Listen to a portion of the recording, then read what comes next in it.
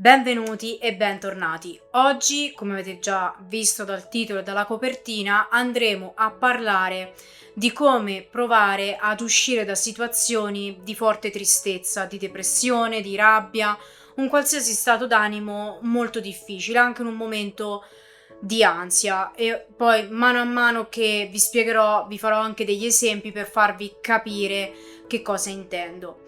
Prima di cominciare volevo ringraziare tutte le persone che hanno commentato, che si sono iscritte, perché per me è importantissimo e aiuta a crescere questo progetto. Grazie veramente infinite e di cuore.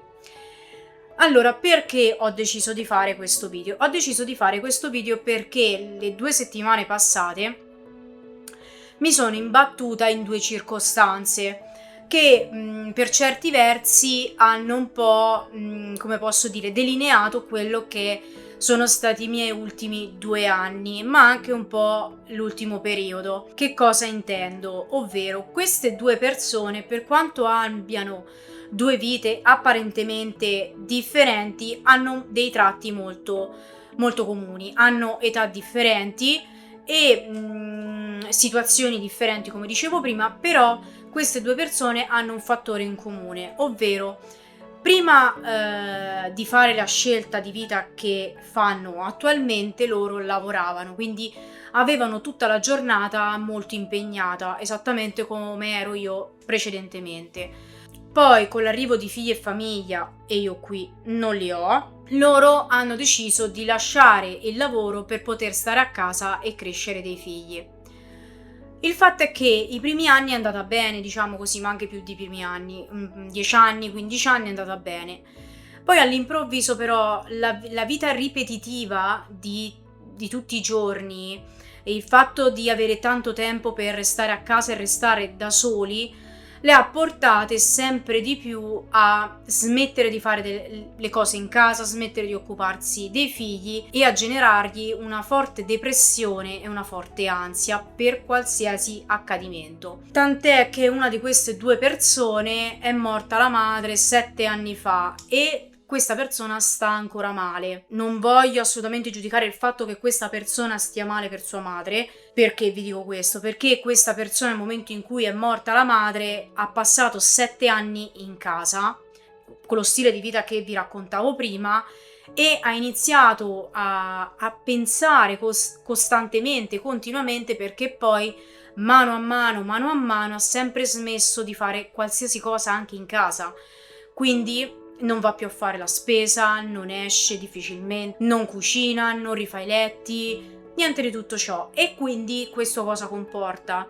Comporta un profondo stato di costante pensiero ansiogeno, perché nel momento in cui noi comunque non teniamo la mente occupata o con un tipo di lavoro o fisicamente, la nostra mente va in loop in continuazione, inizia a pensare a cose che nel momento in cui tu hai un'occupazione di qualsiasi genere, ovviamente non hai tempo per riflettere su certi aspetti negativi della vita. Quindi però mi sono detta dentro di me, vabbè, sarà un caso a sé, cioè nel senso saranno parecchie persone, per carità, nel mondo che hanno questa difficoltà, però per me è finita lì, non ci ho dato troppo peso. Mi rendevo conto che comunque era uno stile di vita, secondo la mia opinione, sbagliato, però è finita lì. Quando però poi mi è stata raccontata la storia di un'altra persona che per altre motivazioni è finita nella stessa logica, nella stessa ansia e depressione dell'altra, lì mi si è accesa una lampadina, perché ovviamente ormai chi mi conosce da tempo sa che io per motivi di salute ho dovuto lasciare il lavoro.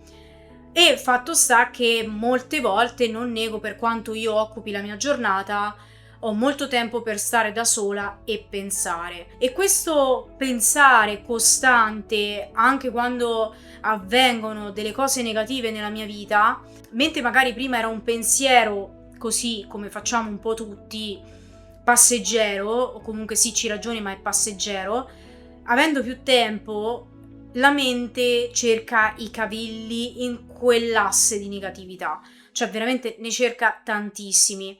E quindi mi sono detta, cazzo, io non voglio fa sta fine. E ho messo paura, perché ho detto mi trovo nella stessa situazione tranne del fatto che io non ho figli.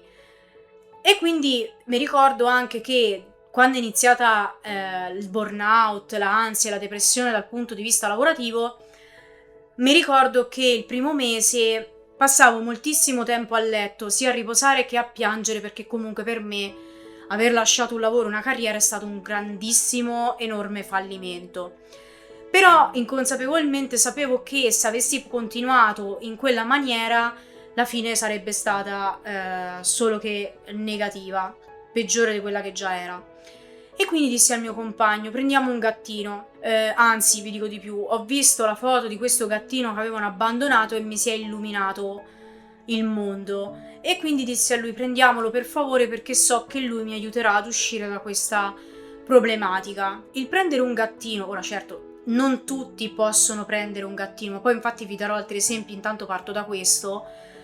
Prendere un gattino significa occuparsi di un altro essere vivente, ed è una cosa che devi fare obbligatoriamente. Ed infatti il mio gattino mi ha aiutato ad alzarmi tutte le mattine per accudirlo, per sistemarlo, dargli da mangiare.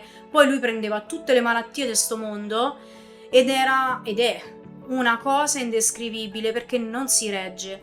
Mi è pure scappato dalla persiana, vi dico solo questo. Ha rotto, non vi dico le cose, cioè proprio è scalmanato da morire, quindi gli stavo veramente dietro e questa cosa mi ha veramente aiutato, anche se dall'altra parte mi ha aiutato lo stesso, ma ai primi tempi per me era veramente un problema. La mia ansia e il mio controllo sono aumentati a dismisura, proprio perché non riuscivo a gestirlo, perché scappava in continuazione, nonostante io ci stessi attenta, lui trovava il modo. Avevo l'ansia perché stava perennemente male e stava veramente male, e quindi non è stato facile, però mi ha aiutato veramente a gestire dal suo punto di vista, quindi nella sua gestione, il controllo. Ed è stata la scelta migliore che potessi fare. Quando ad oggi è di nuovo uscita questa cosa di queste due signore, lì mi sono ritrovata che il gatto ormai è diventato indipendente, non c'ha più bisogno di me a parte per mangiare, per il resto è proprio autonomo. Io mi ritrovo di nuovo a pensare, e quindi c'è stato questo shock di queste due persone, per cui ho detto io non voglio fare la loro fine, devo trovare una soluzione. Mi sono detta: che faccio? E mi sono venute in mente delle cose che adesso vi porto come esperienza di vita.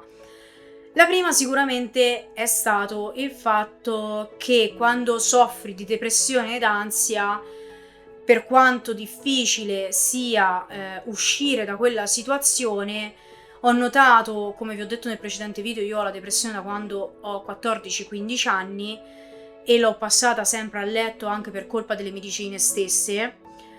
Ho capito che iniziare con piccole cose quotidiane permette di riprendere il controllo. Perché? Perché, come ho detto nell'altro video che vi lascio qui, è il controllo, quando, perlomeno per me, quando io non ho il controllo, smetto totalmente di preoccuparmi delle cose esterne, cioè a me proprio non me ne frega più niente. Per me potesse venire un uragano e caricarmi, non mi cambia niente. Questa cosa di riniziare a fare delle piccole cose, che si tratta ad esempio di fare il letto, mettere a posto, buttare delle cose che non ci servono più, fare pulizia, quindi cucinare un piccolo piatto, anche pasta con l'olio. Non è che dobbiamo fare il manzo alla Wellington di Gordon Ramsay, cioè cose veramente basilari.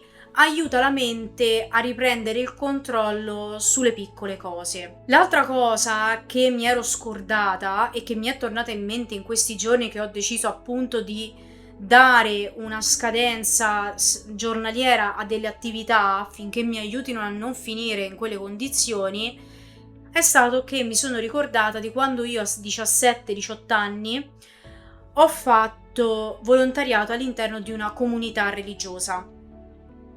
Lì io mi alzavo alle 4:30 per fare le lodi, per dirvi che lavoro che era, perché, apro parentesi, io non sono contraria alle comunità, sono contraria alle comunità religiose per quello che io ho visto e percepito dentro la comunità.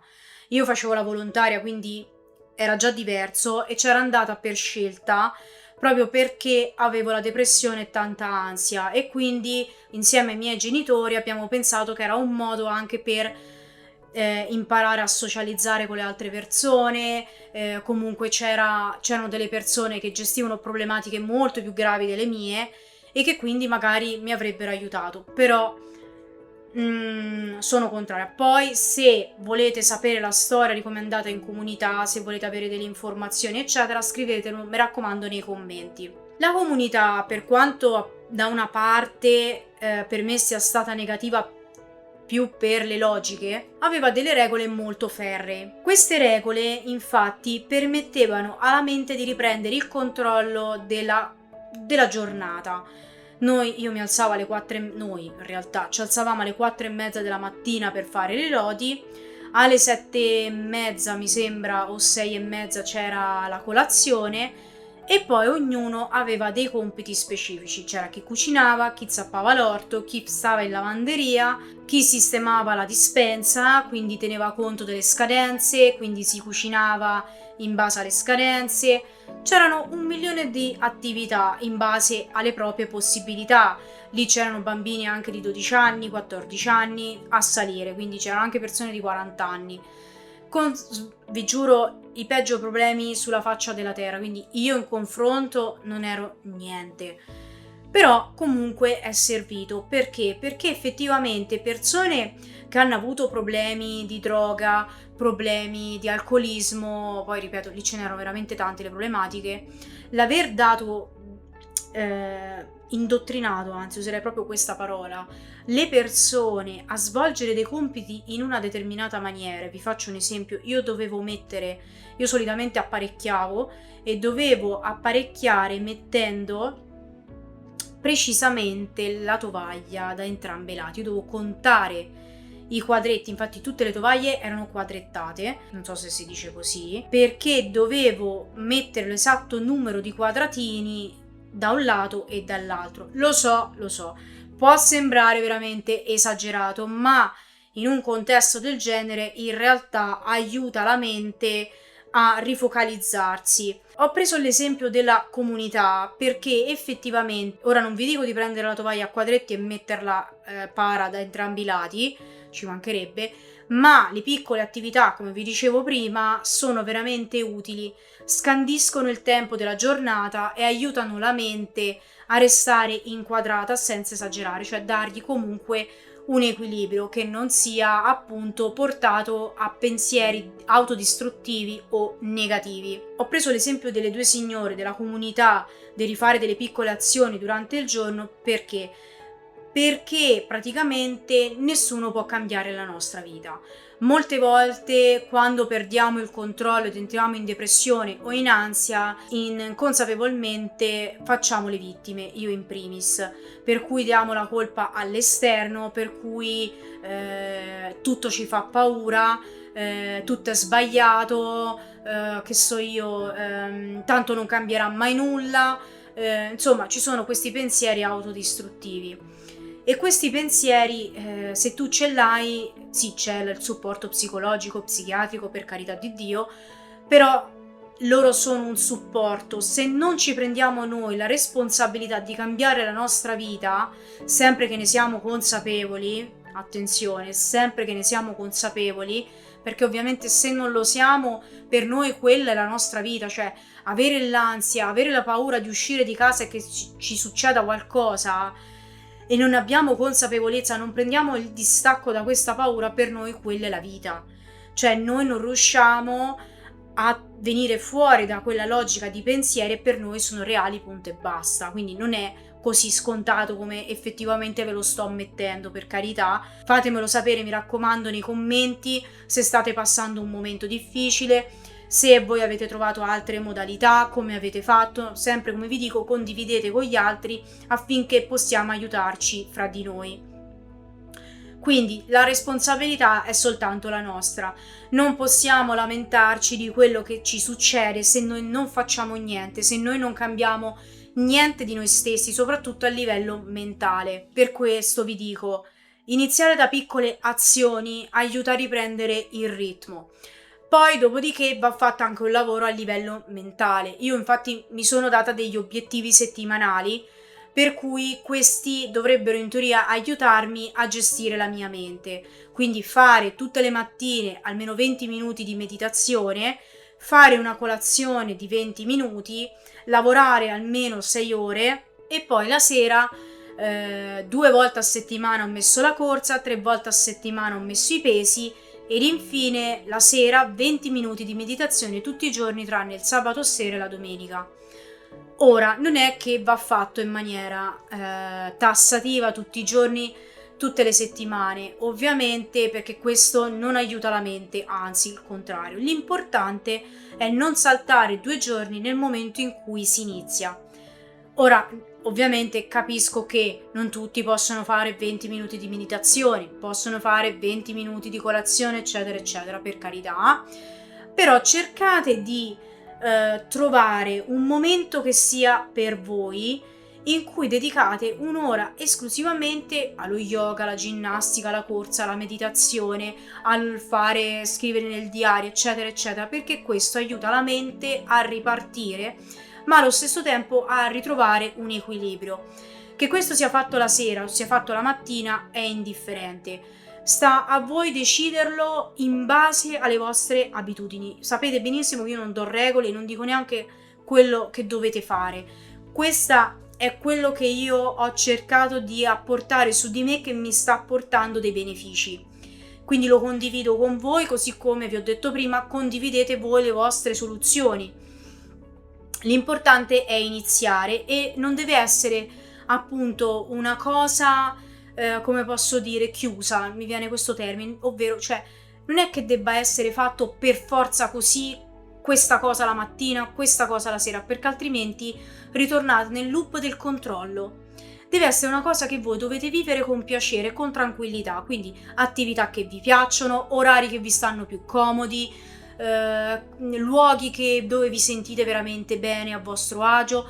Deve essere tutto fatto in linea al vostro sentire, a come vi fa sentire felice, vi fa stare bene. Mi raccomando, non puntate a fare o strafare, perché appunto si ritorna nel loop dell'ansia e del controllo a lungo termine. L'importante è non saltare 2 giorni e che diventi un'abitudine, perché il cervello si abitua che quello è un momento di rilassatezza totale per se stesso. Questo è quello che io ho applicato nella mia vita anche sulla base di tutte le esperienze che ho fatto, di quello che ho visto e sentito anche delle altre persone. Se volete sapere la storia di come io ho vissuto la comunità, io ci sono stata qualche mese come volontaria, fatemelo sapere nei commenti perché non c'è problema, io ve lo racconto, farò un video inedito. Ovviamente non raccontando proprio tutto, perché comunque sapete c'è la privacy, sono situazioni particolari, difficili, eccetera, eccetera. Però se volete io e vi fa piacere, io ve la racconto molto volentieri e vi spiego magari anche meglio le motivazioni per cui poi ho fatto questa scelta. Fatemi sapere nei commenti, mi raccomando, se avete iniziato a fare come ho fatto io, se avete trovato altre motivazioni per cui vi hanno spinto a cambiare vita, a prendervi la responsabilità della vostra vita, delle vostre scelte, non essere più vittima. Fatemelo sapere nei commenti perché, come sapete, io sono tanto curiosa, vi leggo sempre con piacere e provo sempre a rispondere a tutti i commenti quando ce la faccio. Però vi giuro io ve li leggo tutti e poi con calma rispondo, quindi mi raccomando. E niente, ci vediamo come sempre in un nuovo episodio ogni lunedì. Ciao a tutti!